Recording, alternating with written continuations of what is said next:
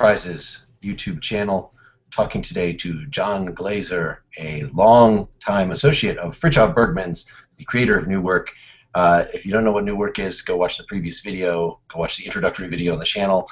But the idea, again, is we're trying to discuss the evolution of the job system, possible replacements for what's wrong about it, and there's a lot of components to that, and one of those is entrepreneurship. And so, John, you in particular, Frithjof, thought you would have a lot to tell us about the role of entrepreneurship in the New Work enterprise. Entrepreneurship is an extraordinarily popular, pervasive, and telling concept in our culture. Entrepreneurship has been offered by the defenders of the job system as the solution to the inherent problem of the job system. Namely, we already have all the jobs needed to produce everything that we need. And so unemployment is structural and rampant, and the notion that we can build an economy that creates a total job system is not a tenable notion. So with two pressures on the economy, the global competitiveness, which eliminates jobs, exports jobs, makes jobs go to where they are cheapest, and on the other side, technology that eliminates jobs and that enables people to do more with less, all of those things are eliminating jobs. And so there's two traditional responses to that. One is we need to grow the economy, and by growing the economy, we'll create new jobs. How are we going to grow the economy if we're already producing everything that we need? Entrepreneurship. People with ideas. If only people with ideas would form ventures, they would create jobs. Now that argument is really a good one because entrepreneurship is very much a human thing. It's people solving problems and getting organized to sustain solutions to those problems. It also makes a lot of sense because all of the new jobs that get created in the economy, 80–90% of them, come from startup businesses, entrepreneurs, not from the large corporate conglomerates. But there isn't enough that needs to be done in order to, sustain a growth of jobs. So the main point about this, however, is that innovation and entrepreneurship are crucial to coming up with alternatives to the job system. The growth, the arguments that say that we have to continue to grow the economy fall apart for a lot of reasons. One, it consumes a lot of resources, and we're living at a time when we need to think about long-term sustainability. And two, the lifestyle that people are migrating to is not the lifestyle of the consumer throwaway economy where rampant spending on useless things is the key to the quality of life. In fact, the quality of life is moving in completely other directions. But anyway, with entrepreneurship, people think that what entrepreneurship's about is coming up with new ideas, innovations. And innovations are nothing other than solutions to problems. And if the problems that you're solving are problems that a lot of people share, well, then you've got an enterprise that has a potential to, to grow and to, satisfy needs and solve problems. But innovation is not the problem. There are people with ideas everywhere. Good ideas are rampant. Lots of people have good ideas. That's not the scarce resource. The scarce resource is capital. People with good ideas will explain their idea, and a very natural response is, great idea. How are you going to pay for that? Great idea. How are you going to get the money to start that up? Great idea. Where do the resources come from? Community production. That's a concept of New Work. Communities can use technology today to produce for themselves much of what they need for a modern life. It takes capital to build productive facilities. It takes capital to buy the technology to create a community production capability. And so the problem isn't so much the ideas and what the solutions to the present problems are. I think they are well known. The notion of new work resonates with people all over the place. There's not enough jobs for people to live modern lives. We have to have an alternative to the job system that is not a welfare system. Anybody across the entire spectrum of ideological differences would agree with that. The idea isn't the problem. Good idea, how do you pay for it? That's the problem. And so the formation of capital and the uses of capital to fund some of the more innovative solutions to the challenge, that is the difficulty right now. And there's a lot of good things going on in the economy that holds out the opportunity for capital to become conscious, to become available, and to become willing to invest in new work enterprises. But it requires, on the other side, the ideas that people have. One of the things that makes it hard is capital, but the other thing that makes it hard is executing on the ideas, implementing it, doing something about it. You can have really good ideas, and the skill sets that is required to generate those ideas are not the skill sets that are required to wrap an organization around it, to create some discipline with regard to the use of resources, and to get it done in an efficient, effective way. So that's not just the same problem. That if you have the capital, you hire the managers that know how to do this. Could be, but yeah, that's a good way to do it. At the same time, the managers that know how to do this might not be the same managers on the job market for traditional enterprises. Traditional enterprises, I mean, we talk about, entrepreneurship and capitalism as job creators. Well, in a traditional organization in the economy, being a job creator is not a good thing. That creates expense. Nobody wants to walk around being an expense creator. So the major skill sets of modern managers for today's organizations is to eliminate labor, not to embrace it or organize it. So it does take a different kind of skill set. In addition to running an organization that effectively achieves a mission, and in addition to efficient, disciplined use of resources, those are the same. But other skill sets involve community organizing, because this is not a top-down corporate structure, dominated and owned by the sources of capital. This would be a community getting together to reorganize its life in order to solve the problems that they want to solve. Community organizing is a skill that you have a hard time finding a traditional corporate manager around.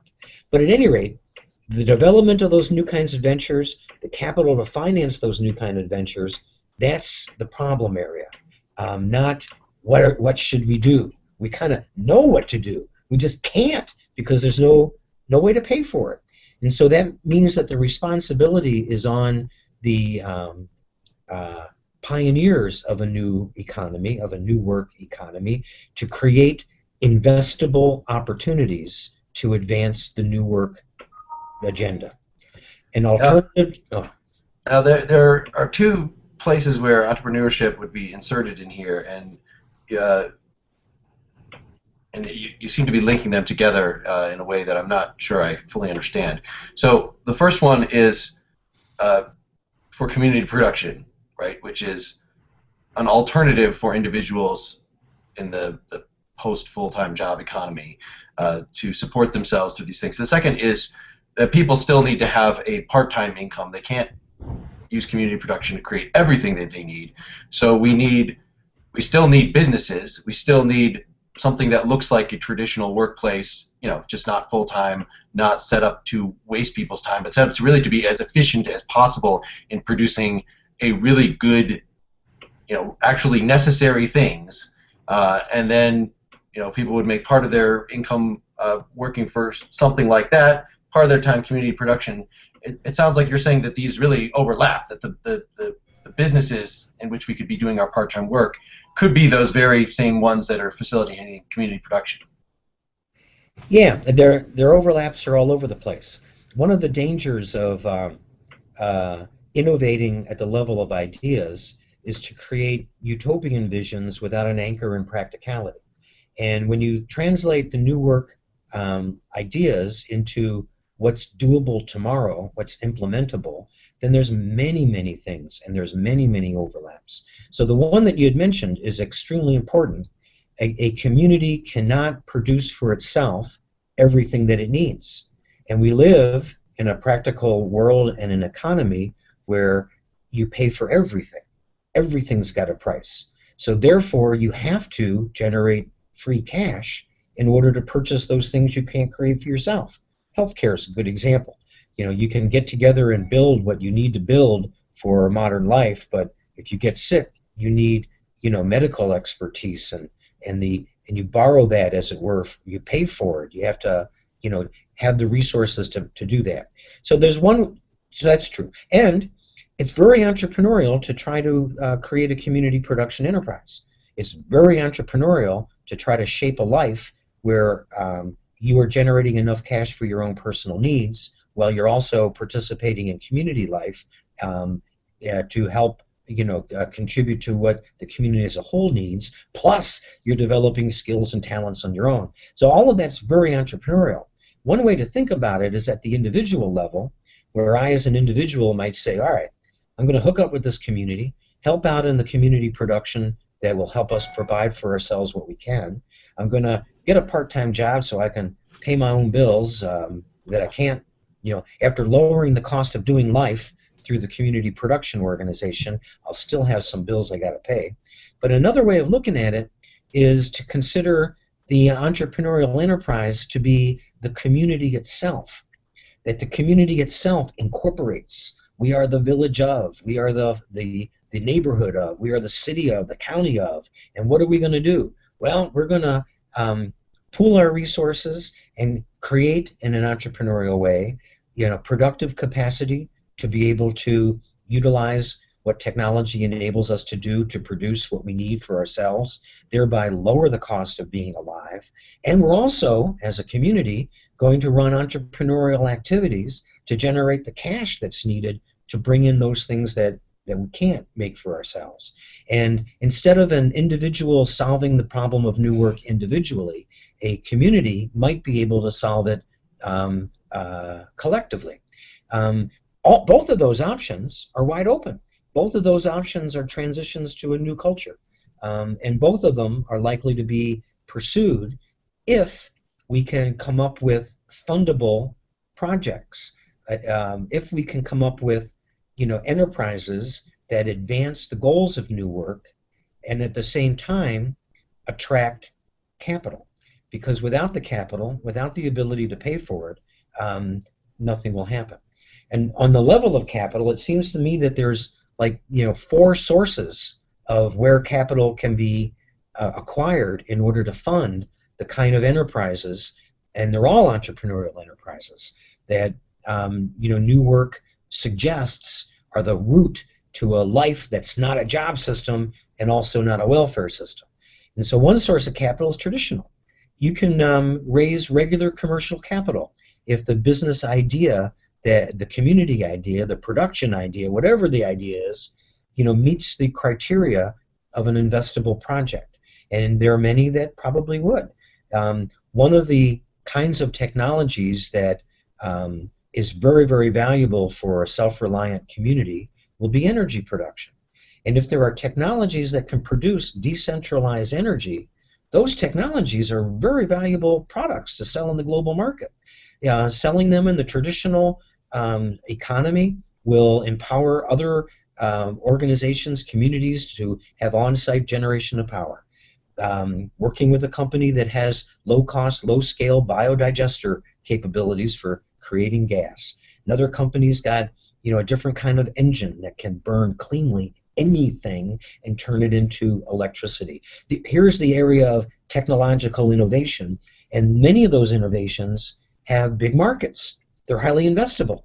But to frame the investment opportunity in a new work context is one way of attracting capital to fund more things than the single enterprise.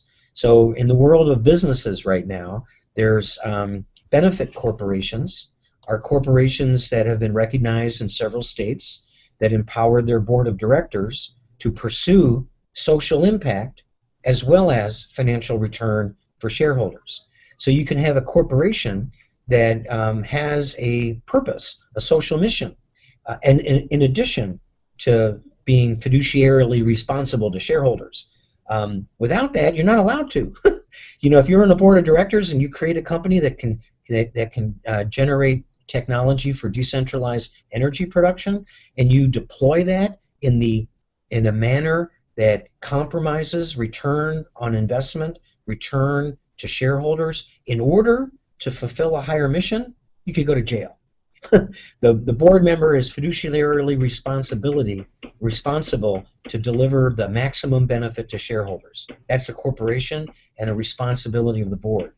I don't want to get distracted on that, but actually I just read an article recently that said, I think it was by Robert Reich or somebody, or Krugman, one of the big liberal economists, that says that's actually a myth. That's not actually a law that board members have to, or that maximizing returns for your shareholders. Yes, that is the practice, but that's not a law. I'm fine. We can table that. Yeah, table that. But at any rate, the notion that an intentional organization, regardless of the law, could formulate itself and say, our purpose is, and then to have a social mission as well as, you know, a profit and loss responsibility. That's a very cool notion. And those kinds of enterprises can be investable and can attract capital. But in order for those enterprises to adopt that intention, then they too need to sort of see the value of a new work model, see the value of pursuing a social mission and not just a commercial one. And to the extent that young entrepreneurs, old entrepreneurs, can embrace that kind of mission-oriented organization, then that is a step in the direction of a transition to a new work culture. We need corporations that have social purpose as well as commercial viability. But that opens up and is just one. That's the traditional, source of capital. There are other sources of capital where wealthy individuals have pooled capital and aggregated it precisely in order to invest in social impact. And so there are many funds that are looking for deals that, and the criteria of their willingness to invest is not just return on that investment economically, but the impact of that investment socially. And these are socially conscious wealthy people, socially conscious philanthropy organizations, socially conscious fill-in-the-blank anybody with money. And they're pooling those funds with the express purpose of investing in social impact enterprises that are sustainable. The flip side of that is make proposals. The flip side of that is get entrepreneurs to formulate their business ideas and their pitches around those criteria of investment and go after that capital in order to make things happen on the ground. A third area, and it's really important to get to because it's very timely, is that the Securities and Exchange Commission is currently rewriting the laws on crowdfunding as a result of the Jobs Act. Now, in America, a fact about investment is that only rich people are allowed to invest in risky startup enterprises. In order to buy equity in a startup enterprise, you have to be an accredited investor, which means over the past 3 years you had to earn $250,000 a year, or you have to be worth $1 million, not counting your home, and you're the only one that's allowed to make an investment in a startup enterprise. And that law dates from the stock market crash of the late 20s. It was trying to be protective of people so that they wouldn't be conned and scammed out of their money, and their underlying assumption, incredible though it is that rich people are smart and can't be fooled. What can you do? At any rate, crowdfunding will open up the possibility for the rest of us, people that aren't wealthy, to be allowed to invest in startup enterprises. Well, we think of crowdfunding as like Kickstarter and on the internet and put your pitch out there and attract people and collect all that stuff. It also takes place locally. Instead of an internet net to the sea where you're trying to raise money from people that admire what you're doing, a community could get organized and say, let's create our own investment pool. And we're allowed now, under the crowdfunding rules, if we follow them rightly. Before we weren't. And so let's do that and create a pool of funds and decide for ourselves how we will invest them locally to create those enterprises locally that will advance the kind of life we want to have. And so rather than trying to get a Ford plant to drop from the sky and set up, in your backyard and hire 10,000 people, a community could look toward its economic development and say, we can create our own.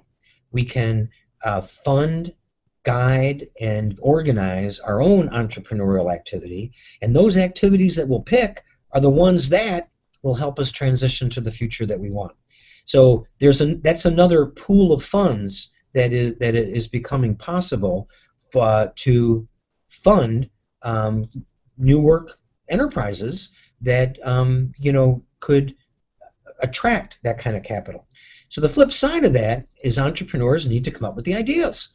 People in the local community need to work on venture development. They need to ask themselves, what are the problems, what are the needs, how can we organize an enterprise around it and make a pitch for the funds? Because it's not enough to have good ideas. You have to answer the question, how shall we pay for it? And that's sort of another frontier. It also is a powerful critique of capitalism, because no new enterprise will get started unless it can attract capital. Period. There's no way that you can do anything without getting the resources you need to do it. And the resources are, not that hard. They're either your own, and if you're a regular human being, you likely don't have it, or there's, bank lending, but if it's a new enterprise, you got no track record, you got no ethics, you got an idea. Banks don't fund ideas. Banks fund collateral and cash flow. And then there's investment. Only other choice. And investors demand a price for their money. In order to win an investment from a capitalist, you need to pay the capitalist the cost of their money. And that is the return on investment. I think that remains true of all the sources of capital. People don't want to throw their resources away. In a community, you don't want to take your college fund for your kids, your retirement fund for you, your savings for the car you're trying to get and give it away, but you might place it in an enterprise that can give you an adequate return. In fact, the returns investing locally tend to be market rate. Investing your money in Wall Street, ups and downs, you better get it out on an up or else you've lost it all. Investing your money locally gives you opportunities to impact the success of your investment. You can't intervene on the stock price of some, NASDAQ company. You can intervene in the local community production facility that you are a part of and see every day and know what's going on. So you have more control and the ability to affect the success of your investments. But the call to action is for entrepreneurs to think through their innovations in terms of a disciplined venture development that efficiently uses capital and goes after the capital that they need, because a good idea is not good enough. You have to answer the question, how are you going to pay for it? And that affects how you present the idea and where you go. And I'm just pointing out that the new work world right now is ripe for attracting the kind of capital to invest in these kinds of enterprises. A fourth kind of capital is government money. So far we've been talking about private money and investment and return.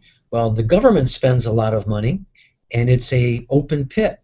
The pitch to the government is to fund success, and success means the government doesn't have to continually subsidize. So you can say to the government, you should fund a new work development project. Why? Well, because as a result of you funding it, your costs for social welfare, your costs for health consequences, your costs in the criminal justice system will go down enormously. And so the return on your investment is to create a healthy, sustainable community that doesn't need government subsidy. And that's an investment from the government, not for a return on their investment, but for lowering their costs. And that's an attractive argument these days. But it also calls for social entrepreneurs to present their ideas in those terms, to say, fund my project. Why? Because it will save the government money. And don't fund it because I'm asking you. Pay for my success. Pay me only if I achieve the savings that I've promised. That will create a great deal of discipline. That will create a social entrepreneurship class. It will give young people career opportunities that they don't have now that are much more entrepreneurial and personally satisfying. But an alternative to the job system that isn't a welfare system, getting into the nitty-gritty, it's innovation, entrepreneurship, and social capital. Without those things coming together, and the people that are, understanding it and are pursuing it, that's the only path forward. Now, this is a reasonable blueprint you've described. Can you point out any instances where this is being done, or can we at least get a case study on the table, or is this all theory? Oh no, I have to go to the literature, but social impact investing is a emerging movement in the philanthropy world, and there are many examples, small and big, of philanthropy investing dollars in social enterprises with impact. And some of these are social mission oriented, and others of these are economically development oriented.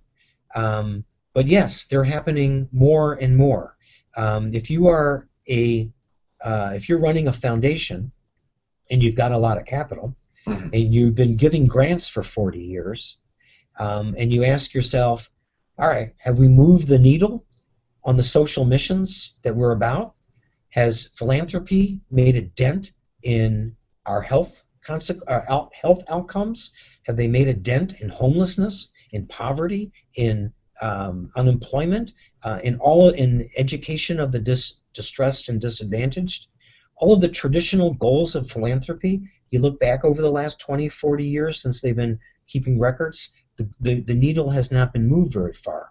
Philanthropists are tired of being ineffective and giving out grants. And so more and more philanthropic organizations are making investments in social enterprises and collecting the metrics on the success of those enterprises rather than grants. So a good example is, you give a grant to somebody and you write the grant, you try to get the grant. What your grant mostly describes is activities, things you're going to do. Oh, we're going to hold these workshops. We're going to train these people. We're going to have this kind of outreach. And they're all about the activities that you're doing.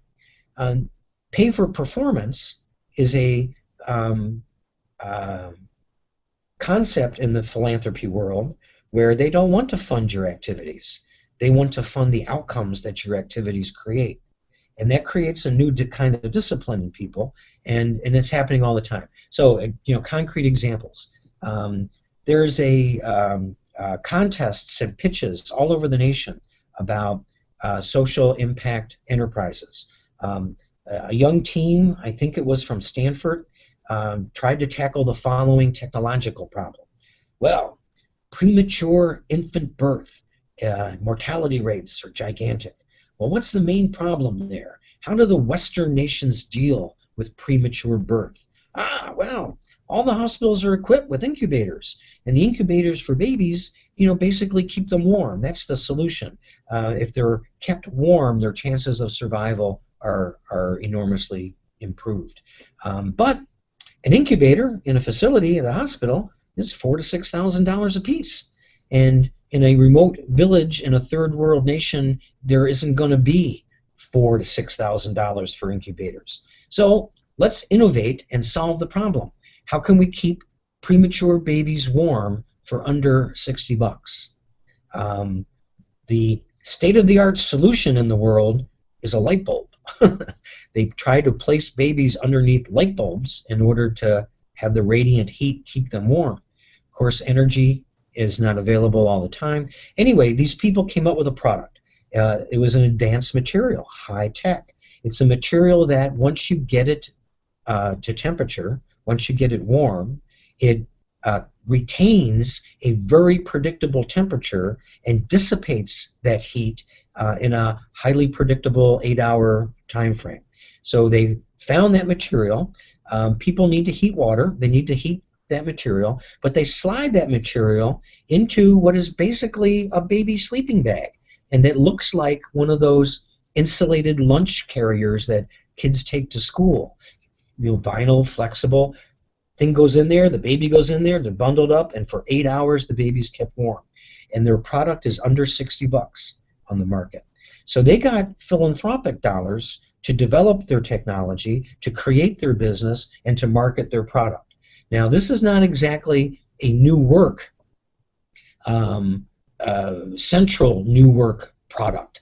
It is in the sense that it enables communities to solve big problems affordably and locally, and not with a great dependence on a huge hospital system, but it's one example. There are many examples of social impact entrepreneurs who have achieved funding from our current existing sources of capital that have created social impact ideas. Take any solar racking company. They've got social purpose. They also have commercial purpose, and the commercial purpose is, not unattractive. But the social purpose is also there to bring the costs of solar power down to hit grid parity so that it proliferates and replaces fossil fuels. The entire solar industry is a social enterprise activity, and its ability to create decentralized energy production makes it a new work aligned technology and activity. The biodigester firm that I've just spoken about, their source of funding is coming from developmentally disabled agencies to support the developmentally disabled. We've created this biodigester in a labor-intensive as opposed to a automated kind of way, precisely in order to create jobs and meaningful activity for the disabled. And that got funded by county-level organizations. And the savings for them, it's something like $50,000 a month. Could be 20. Anyway, between $20,000 and $50,000 a month is the cost of a developmental disabilities agency to support a client. If that client can earn money in a job or in an enterprise that delivers the cash needed for life, those guys can save half of that or more. So the value proposition to the agency is, let's start a biodigester system. It will create electricity, we'll sell it. It will also remediate solid waste materials that all end up in the landfill, either the sludge from a wastewater treatment plant or food scraps from area restaurants. We'll take all this waste, we'll turn it into electricity, we'll sell the methane, we'll dry what's left, turn it into animal feed, and we got a business. Now that business could create a flow of dollars back to the labor-intensive disabled people. We've created sensors and meters and devices that enable them to control scientifically complex variables in a way that is easily done despite their disabilities, because we put technology to work on it. At any rate, there's an example. A county is lowering its electricity costs. It's creating sellable product for the general economy, bringing cash in, and improving the quality of life, giving meaningful work and managerial responsibility to folks who were formerly completely dependent on it. The examples like that are in the hundreds. What's not there yet is a community level activity. What's not there yet is bringing them all together and adding the community organizing aspect to it, so that a community self-consciously can create for itself its own local economy that makes for itself what it needs, opens up the opportunity for people to be taking in cash for what they don't need, and more importantly, helps people develop themselves as human beings. That is the formula of a new work culture. Contribute to community production, participate in the economy to generate cash that people need, and develop yourself as a human being. That's a rich life. People could be rich without necessarily having capital. Anyway, that's not yet there. And I believe, however, that this summer, this fall, as clarity happens on how communities will be permitted to invest in themselves, that we'll begin to see some larger scale projects take place. I'm just pointing to what are the barriers. And the main barrier isn't ideas, they're all over the place. The main barrier is capital, paying for those ideas, and creating an effective venture development around it so that it's successful. Well, and you point out something, that the use of, talking about new work specifically as opposed to just talking about socially responsible investing and socially responsible enterprises, is that new work is supposed to be a viewpoint that brings these things together into a coherent social strategy. Yeah. That you have a lot of people, and that's what actually makes it possible. If we were starting from the ground up and talking purely theoretically and coming up with something akin to Plato's Republic and how are we going to bring this about, that would be hopeless and silly.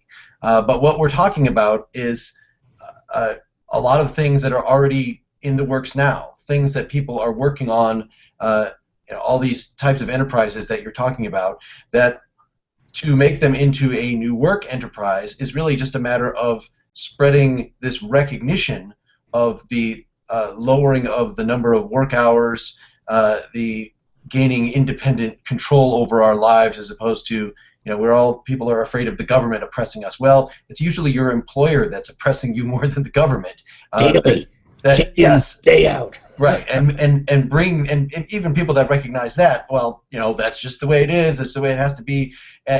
So new work is supposed to bring together these large-scale economic observations that the job system is unsustainable. That with increasing mechanization, we're all losing jobs anyway. Why don't we, instead of just being afraid of this, why don't we embrace this and use this to sensibly pursue a social structure in which not so much of our lives are devoted to labor. So bringing that overall perspective to these individual things that people are already giving their lives pursuing, in terms of creating this individual product to keep babies warm, or these other ones you mentioned. Yeah, you're absolutely right. The value of new work, philosophically, isn't that it's a utopian vision. The value of new work is that it's an intelligent analysis and an intelligent, achievable vision for what to do next. It's deeply practical and deeply rooted in all of the achievements that people have already made. It's a bringing together of the capacities that have already been created and wrapping around it some intentionality. Now, the other thing that makes new work extraordinarily powerful, it's highly connected to that, it is a language that cuts across every ideological barrier. You can speak Republican in the language of new work. You can speak radical left in the language of new work. You can speak the language of faith in the language of new work. This is not causing people to create silos around themselves to defend what they most deeply value. Instead, it's a language in which people can come together and pursue what they really, really want, which is a major concept of new work. And I've seen it over and over again. Diverse audiences resonate with this. There is no ideological choice. There is no question your basic values. It is simply asking yourself, what do you want? And most people see themselves reflected in this. The workaday world is so alienating and oppressive because people are postponing their lives till later. And then they wake up and go, my God, you got to be rich to be retired. I don't have a later where I can live my life. The economy offers no hope. We need to offer high hope. And high hopes is something that is achievable if we begin to have a public discourse where we're not playing these media games of, winning sound bites and pressing, wedge issues, but we're having intelligent conversations.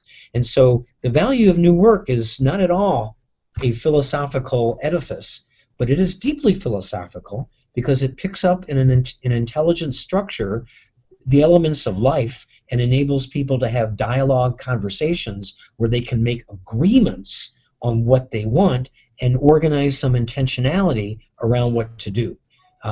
And the only thing in the way of that, and this is the critique of capitalism, is that you pay for everything.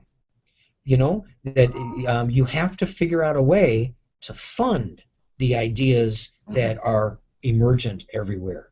Even like, you know, young people come out of college and they've got fantastic, visionary, cool ideas, no way to fund it. Even worse, they're in a hole. They got to pay student debt, so they end up working for whomever will hire them if they can find someone to hire them, and that prospect is less and less and less.